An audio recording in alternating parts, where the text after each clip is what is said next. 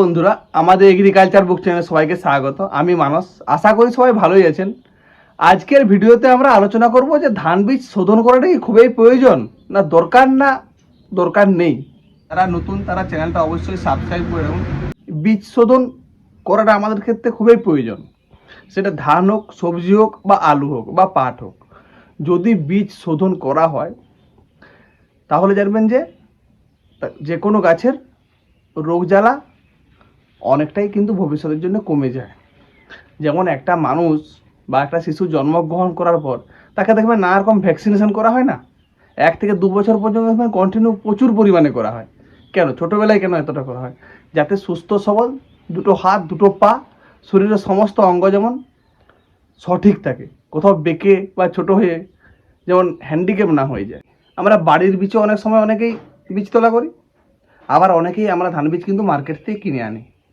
যখন মার্কেট থেকে ধান বীজটা কিনে আনবেন দেখবেন প্রত্যেকটা দানাই পুষ্ট, জলে ভেজানোর পর কিন্তু কোনো রকম খাদ বা আগড়া আপনার ভাসছে না। কিন্তু যখন বাড়ির ধান বীজ ফেলবেন তখন দেখবেন কী হয়, তখন এই ধানগুলো কিন্তু যতগুলো ধান আছে না, এর মধ্যে 20 থেকে 30% ধান কিন্তু আপনার জলের উপরে ভেসে যায়। আবার বাজার থেকে যেগুলো কিনে আনি সেক্ষেত্রেও হয় 5% থেকে 10%। তাহলে এটা থেকে আমরা কী করবো উপায়?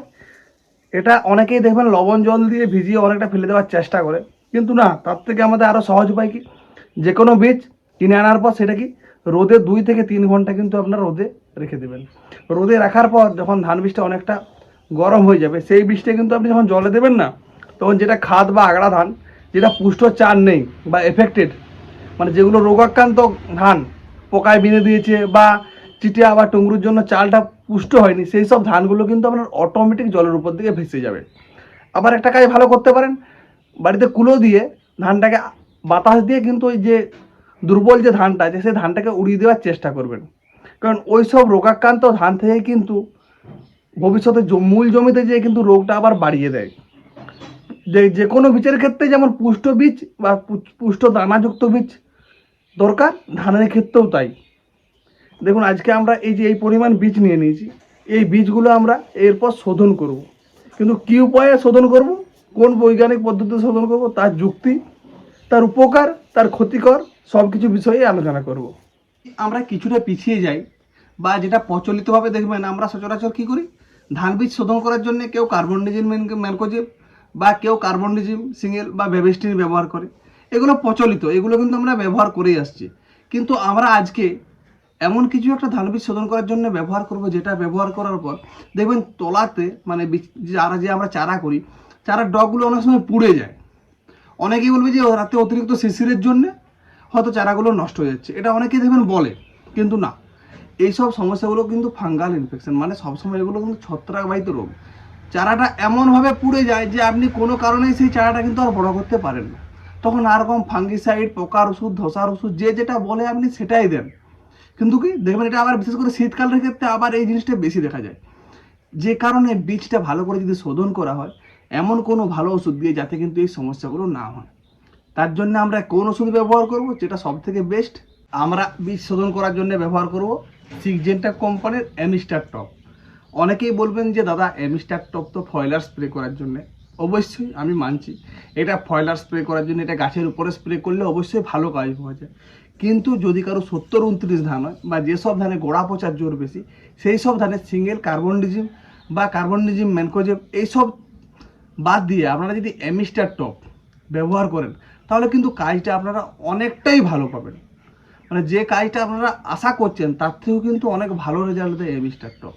এমনকি যে কোনো ধানের ক্ষেত্রে, যে শুধুমাত্র যে আমি বলছি যে আপনারা 70-29 ধানের ক্ষেত্রে অ্যামিস্টার টপ ব্যবহার করুন তা নয়, যত রকমের ভ্যারাইটির ধান আছে সব ধানের ক্ষেত্রেই আপনারা যদি 20 কেজি ধান বীজ হয়, 20 কেজি ধান বীজের সাথে 10 ml অ্যামিস্টার টপ, সিগজেন্টা কোম্পানি অ্যাজোস্টোবিন ডাইফেনকোনাজল।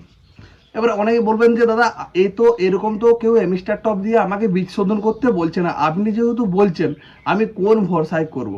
দেখুন, আমরা যেহেতু দোকানদার, আমরা প্রত্যেকবার পরীক্ষিতভাবে যখন আমরা ভালো রেজাল্ট পাই তখনই কিন্তু আমরা আপনাদের সামনে সেই জিনিসটা তুলে ধরার চেষ্টা করি, যাতে আপনারা খুব ভালো রকম রেজাল্ট পান। এমনকি চারা ফেলা থেকে 1 মাস পর্যন্ত আপনাকে যেমন জমি দিকে তাকিয়ে দেখতে না হয় যে কি ওষুধ দেব, কি করব, চারাটা নষ্ট হয়ে যাচ্ছে, দাদা কি ওষুধ দিলে ভালো হবে, এই সমস্যাগুলো যেমন না ফেস না করতে হয়, তার জন্য আমরা অ্যামিস্টার টপ। এর পরিবর্তে আপনারা নানা রকম ওষুধ দিতে পারেন, হয় কার্বনডিজিম, ট্র্যাপ্টোমাইসিন, নানা রকম ওষুধ দিয়ে কিন্তু বীজ শোধন করা যায়, কিন্তু সেগুলো ব্যাকডেটেড। নিত্যদিন আরও নতুন নতুন আপডেট আসছে, যেমন প্রত্যেক জিনিসেরই নতুন নতুন ভার্সন বেরোচ্ছে, সেরকম আমরা নতুন নতুন জিনিস দিয়ে বীজ শোধন করবো, তাতে আমরা রেজাল্টটা কিন্তু অনেকটাই ভালো পাবো। এরপরে কি, এর সাথে আমরা আরও একটা ওষুধ মেশাবো, সেটা কি হচ্ছে ভিটামিন। আপনারা বলবেন যে দাদা তাহলে ভিটামিন কেন মেশাবেন? এটার নামে ভিটামিন, এটা হচ্ছে একটা তরল জৈব সার, সাই পাওয়ার প্লাস। এখানে ভালো করে যদি দেখেন, লিকুইড ফার্মান্টেড অর্গানিক ম্যানুয়ার, মানে এটা তরল জৈব সার। এটা মিশিয়ে লাভ কী হবে? আর এটার মধ্যে আছেটাই কি? এর মধ্যে আছে উপকারী ব্যাকটেরিয়া। এটা দিয়ে যদি বীজটা শোধন করা হয়, এখানে যতগুলো ধান আছে দেখতে পাচ্ছেন, 100টা ধানের মধ্যে 100টা ধানেই কিন্তু অঙ্কুরিত হবে, একটাও যে মিস যাবে সেটা কিন্তু হবে না। অনেকেই বলবেন যে দাদা এটা দিলে শুধুমাত্র যে অঙ্কুরিত হবে, আর কি কি লাভ পাবো? এর মধ্যে আছে যেহেতু উপকারী 6 থেকে 7টি ব্যাকটেরিয়া, যেগুলো কি বীজের মাধ্যমে আপনার যে বীজ তোলার যে জমি হবে না, সেই জমিতে কিন্তু এরা প্রবেশ করবে। তাতে কি হবে, সেখানে আমরা যে চারাগুলো, এদের বৃদ্ধি কিন্তু অন্য সমস্ত জমির থেকে, পাশের চারা যদি কারো 10 দিনে যেরকম মনে হয়, আপনার সেটা 3 থেকে 4 দিনে সেই রেজাল্ট আপনি পেয়ে যাবেন। ওরা যদি 1 মাসে যে রেজাল্ট বুঝতে পারবে, সেটা আপনি 15 দিনে বুঝতে পারবেন, যেহেতু এর মধ্যে উপকারী ব্যাকটেরিয়া রয়েছে। যেগুলো অপকারী ব্যাকটেরিয়া, যেগুলো গাছকে ক্ষতি করে, সেগুলো কিন্তু আপনার যে মূল চারা জমি, সেখানে কিন্তু অটোমেটিকলি নষ্ট করে দিচ্ছে। এমনকি গাছকে খুব তাড়াতাড়ি বাড়তেও সাহায্য করে, আর যে সম্ভাবনা সেটাও কিন্তু কমে যাচ্ছে। আবার কি, অনেক সময় দেখবেন চারা ছোপ ছোপ হয়ে বসে যায়, একটু জায়গা সাদা হয়ে বসে গেছে, আবার একটু জায়গা সাদা হয়ে বসে গেছে, আবার একটু জায়গা সাদা হয়ে বসে গেছে। সেই সব সমস্যাগুলো যখন চারার ডগগুলো না বাড়তে পারে না, গোড়াগুলো, সেই সব সমস্যাগুলো কিন্তু এই সাই পাওয়ার প্লাস ব্যবহার করার পরে কিন্তু আর থাকে না, অটোমেটিক ঠিক হয়ে যায়। এরপর আরও একটা জিনিস বলি, অনেকেই দেখবেন বীজতলা তৈরি করার সময় মাজরা বা পোকার উপদ্রব দেখতেই পান। তার জন্য অনেকেই নানা রকম পোকার ওষুধ, কেউ ইমিডিয়া বা কেউ নানা রকমের ওষুধ ব্যবহার করেন, কিন্তু আজকে আমরা একটা অন্য ওষুধ ব্যবহার করবো। সেটা কি? সেটা হচ্ছে আপনার ইমামেকটিন বেনজোয়েট। কতটা ডোজ ব্যবহার করব সেটাও আমি বলে দেবো। মোটামুটি যদি 20 কেজি বীজ হয়, সেক্ষেত্রে একটাই যে 20 গ্রামের যে ফাইলগুলো হয় না, প্রত্যেক কেজি বীজে 1 গ্রাম করে ব্যবহার করব। তাহলে কিন্তু আপনাকে আর কোনো রকম পোকার যে উপদ্রব থাকে, সেটা 1 মাস পর্যন্ত আর কোনো ফেস করতে হবে না। 1 মাস পর্যন্ত আপনি নিশ্চিন্তে বাড়িতে থাকতে পারবেন। এরপরও বীজ তোলাতে কিছু না কিছু পরিচর্যা করতে হবে, তার জন্য ভিডিও যদি আনবো, কিন্তু এখন মূলত প্রাথমিক ট্রিটমেন্ট যেটা, সেটা এটাই। সাই পাওয়ার প্লাসটা কতটা ব্যবহার করবেন? প্রত্যেক কেজি বীজে 5 ml। যদি 20 কেজি বীজ হয়, 20 × 5, 5 20 100 ml যদি সাই পাওয়ার প্লাস আপনি 20 কেজি বীজের সাথে ব্যবহার করেন, বীজের অঙ্কুরিতও ভালো হবে, এমনকি বীজটার রোগ জ্বালাটাও কম হবে, এমনকি গাছের গ্রোথ বা চারা জমির গ্রোথ অন্তত অন্য লোকের জমির থেকে আপনি কিন্তু ভালো দেখতে পাবেন।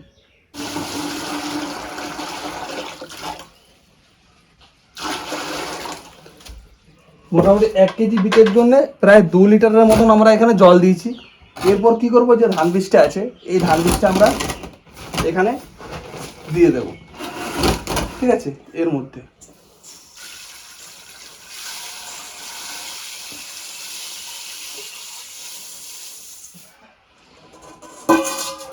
এটা দেওয়ার পর যে বীজটা আছে, এটা আমরা এবারে ঘাটাতে থাকবো।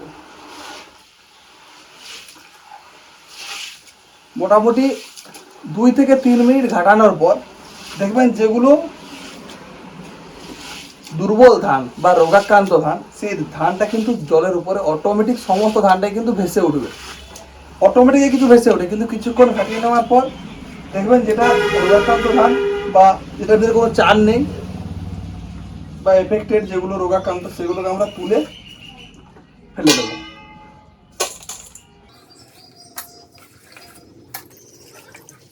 দেখুন যে ধানগুলো ভেসে উঠেছে, এই ধানগুলো কিন্তু আমরা আলাদা করে দিচ্ছি।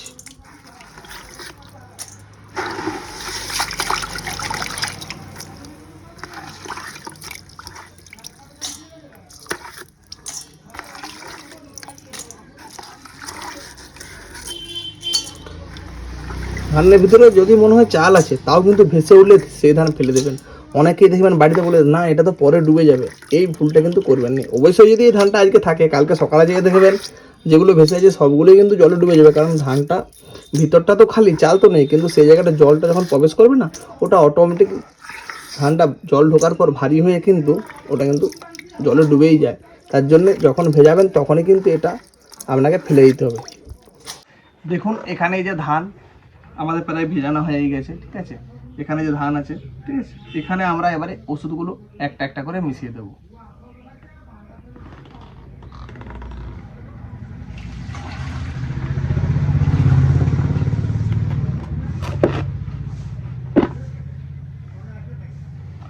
প্রথমে আমরা কি দেবো, সিগজেন্টা কোম্পানির অ্যামিস্ট্রাক্টর।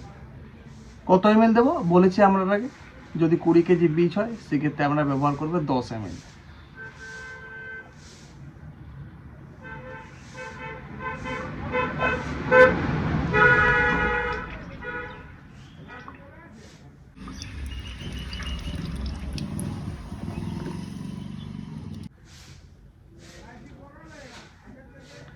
এরপর কি দেবো, সাইপার প্লাস। যদি 20 কেজি বীজ হয় সেখানে আমরা ব্যবহার করবো 100 এমএল, মানে পার কেজি বীজে 5 এমএল, আর ওটা ছিল 0.5 এমএল।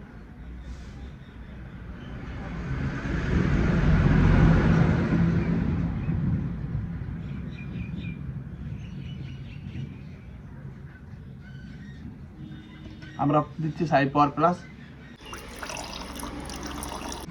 এর সাথে আমরা 1 থেকে 2 গ্রাম দেবো ইমামেকটিন বেনজয়েট।